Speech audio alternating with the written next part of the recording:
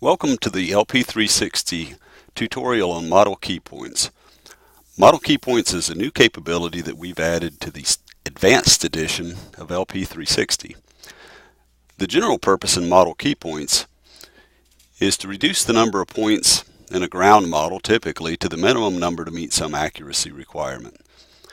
In my example, I've got a typical project area that's already been classified in terms of ground, which we see in orange in the profile view, and some other objects. And I notice I've not done a good job of classification. I've got some vegetation in my buildings and so forth, but what I'm really interested in is the ground class. And you'll notice that the point density in this ground class is rather high, and if I'm going to export my ground class data to an application that doesn't handle bulk points so well, I might want to thin that down, but I can't just thin the points because the number of points needed depends on the shape of the terrain. So for example, in these flat areas, if you see my cursor moving along here on the left, I don't need so many points. It's quite flat. A point every 100, 200 feet would be fine. Whereas when I get some curvature, I'm going to need more points to accurately represent that surface. And that's the entire purpose of the model key points algorithm. It shows up as a new point cloud task. So I'll switch over to my point cloud tasks tab. Point cloud tasks add task. And in the drop down list, you'll notice the new filter called model key points. I'll give this a name, perhaps my MKP for my model key points. That's now selected, and you'll notice the set of parameters for this particular filter. So the first thing I need to do, as in most filters in LP360 Advanced, is select the source points that will be candidates for whatever operation we're going to consider. In this case, I only want to consider the ground class. I'll turn off selection on all points, and I'll select my ground class, class 2. And I'll quickly check to make sure that I'm going to include all returns. I'm not filtering on elevation range, nor am I filtering on intensity. OK from that dialog. Now the next operation is, what would I like to do when I've done my algorithm and I've decided the points I really need to keep based on some criteria that we'll talk about in just a moment. And what I'm going to do is say, move those points to the class model key points. And this is a standard ASPRS LAS class, so it'll be in your drop-down list of selectable tasks. You can also optionally set a model key points flag. We're not going to do this in this particular demonstration. Now I know that the units of this project are feet, so I'll go down to the bottom of the screen and set my project units to feet.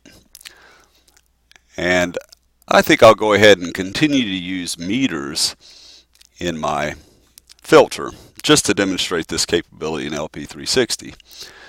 The sample distance says, what is the maximum distance you would like between points in this reduced model? There are some applications that may want to have a minimum number of points so that they can reduce the triangle edges, for example, when they ingest the model that you're going to create. So let's just say that we want 10 meters. Now, since my project units are actually in feet, this is a state plane project, and I've specified units in meters, my filter will automatically convert the 10 meters into the requisite number of feet, approximately 30 in this case.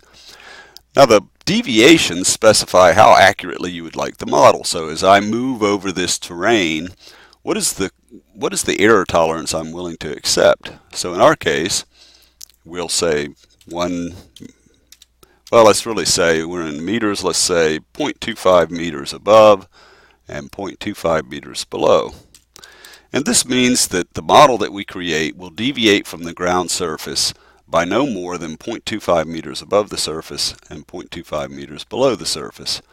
And finally, we'll hit the apply, something I frequently forget to do on our point cloud tasks, and we're ready to run this filter. However, I'd like to be able to instantly view the results of this, so I need to do a little bit of setup in our symbology. So in the top toolbar, I'll select our active LAS layer properties. I will click on symbology, and I want to add a value to the symbol table under classification. And we want to add model key points and say OK. And I'm not crazy about the default symbology on the model key points, so I'll double click that and say I want this to be sort of a pink color so it'll really stand out, and I'll fatten it up a bit and say OK to that.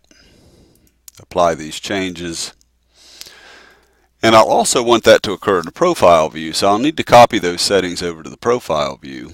So I open the copy legends dialog, and I'll say copy from the LAS layer to the viewer window, which is the 3D window, and also to the profile window. I hold the control key down to multi-select.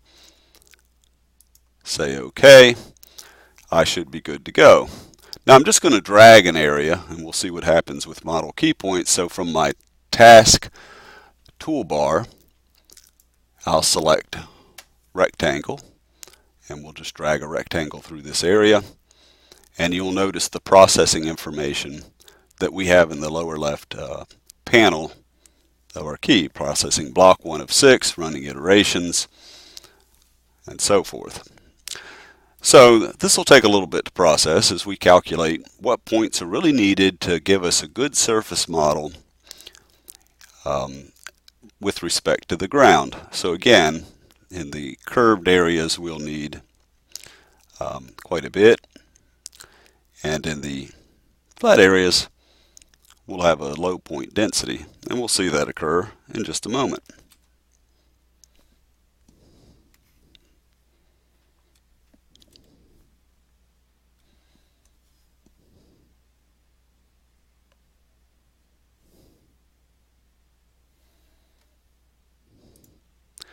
So our model key point extraction has completed. Then we zoom in on the profile a bit, then you'll see in the flat areas where I have a purple point, which these are or a pink point, these are the model key points, and we see them stretching along some distance apart in the flat areas. And then we get into an area of curvature, a little bumpiness in the terrain, then we see a higher densities so that we can have an accurate model of our terrain surface. That's really all there is to the model key points. Now these would be used typically in either directly exporting data or in visualizing a tin surface. So for example, I could add a new filter, add filter for display, I'll call it MKP, for model key points. I'll edit this filter by removing all the existing classes and select only the model key points and say OK to that. X that off, and now I can select it from my drop-down list of filters. And there are the points that were selected to do this three-dimensional modeling.